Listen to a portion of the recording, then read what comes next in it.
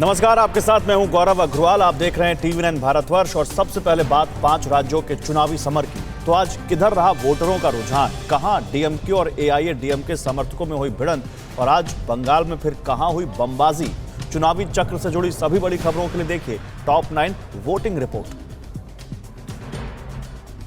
पश्चिम बंगाल समेत 5 राज्यों की 475 विधानसभा सीटों पर बम्पर वोटिंग हुई। बंगाल, पुडुचेरी और असम में मतदान प्रतिशत 77% से ज्यादा रहा, जबकि तमिलनाडु में 63% से ज्यादा, तो केरल में भी 70% मत पड़े। इस दौरान छिटपुट घटनाएं भी देखने को मिली।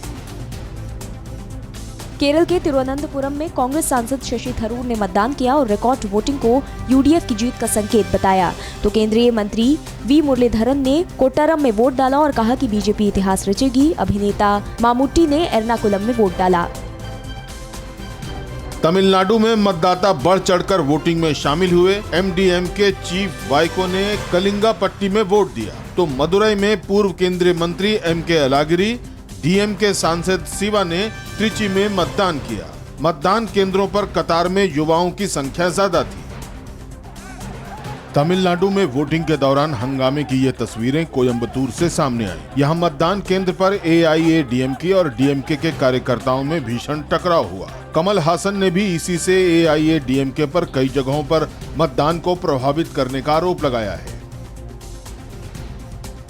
बंग युद्ध के तीसरे चरण में भी बारूदी खेल देखा गया। सिलीगुड़ी के अशीनगर थाना क्षेत्र में 2 क्रूड बम मिलने से हड़कंप मच गया। तो बंगाल के बिशनपुर में पोलिंग बूथ पर बमबारी हुई। टीएमसी कार्यकर्ताओं पर बमबाजी के आरोप लगे हैं।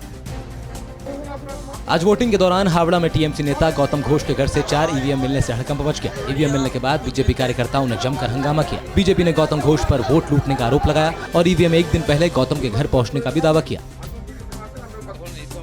उलुबेरिया नॉर्थ में टीएमसी नेता गौतम घोष के घर से ईवीएम बरामद होने पर बंगाल बीजेपी अध्यक्ष दिलीप घोष ने भी सवाल उठाए। उन्होंने पूछा कि टीएमसी को ईवीएम पर विश्वास नहीं है तो घर में क्यों रखी। उन्होंने कहा कि टीएमसी बदमाशी करके जीतने की फिराक में है।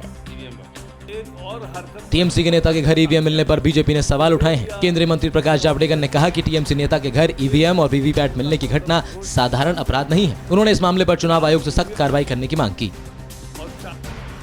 टीएमसी नेता के घर ईवीएम मिलने पर चुनाव आयोग ने बड़ा एक्शन लिया है। ईसी ने सेक्टर ऑफिसर को सस्पेंड कर दिया। चुनाव आयोग के मुताबिक साजिश में शामिल सभी लोगों पर सख्त कार्रवाई होगी। परवाह देश की, सोमवार से शुक्रवार रात 10 बजे टीवी9 भारतवर्ष पर।